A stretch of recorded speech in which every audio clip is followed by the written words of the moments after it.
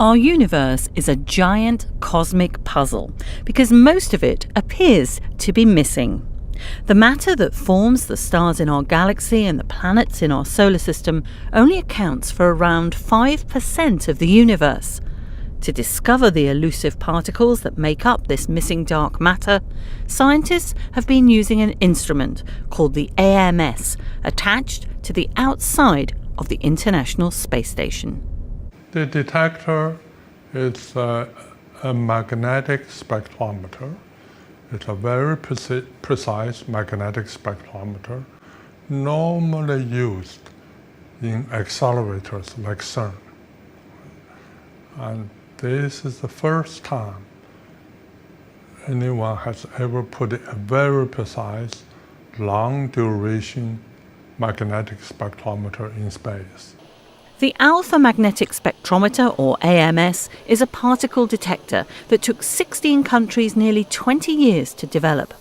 Assembled at CERN, tested at ESA's ESTEC facility, its principal investigator is a Nobel Prize-winning physicist. The AMS looks for dark matter, antimatter, and measures cosmic rays, high-energy particles that travel through space at close to the speed of light. Inside AMS, there are 7 layers of different detectors to identify all the cosmic ray particles, such as electrons, positrons, protons, antiprotons, and elements across the periodic table. The AMS has been searching for the unknown since it was installed on the space station in 2011, the first instrument of its kind to work in space. Since then, it has collected over 145 billion cosmic ray events that range from low to extremely high energy levels. Some of this cosmic radiation is dangerous to human health, so we need to improve our knowledge in order to eventually live on the Moon and Mars. Data from the AMS is sent via NASA for analysis at CERN's Payload Operations Control Center. Excitingly, the results are contradicting existing theoretical models of subatomic physics, and according to Professor Ting, are beginning to revolutionize our understanding of cosmic rays. But the AMS cooling system was originally designed for 3 years, and so ESA's Luca Parmitano will perform several challenging spacewalks to replace it.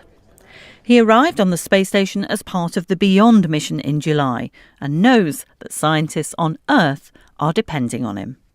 What is important is the person is very calm and knows the instrumentation and very careful, because often one mistake is your last mistake.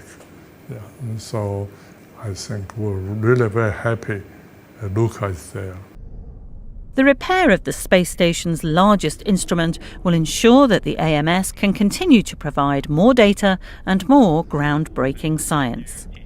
It has already produced the most precise measurements yet of high-energy cosmic rays and the first insights into potential antimatter and dark matter.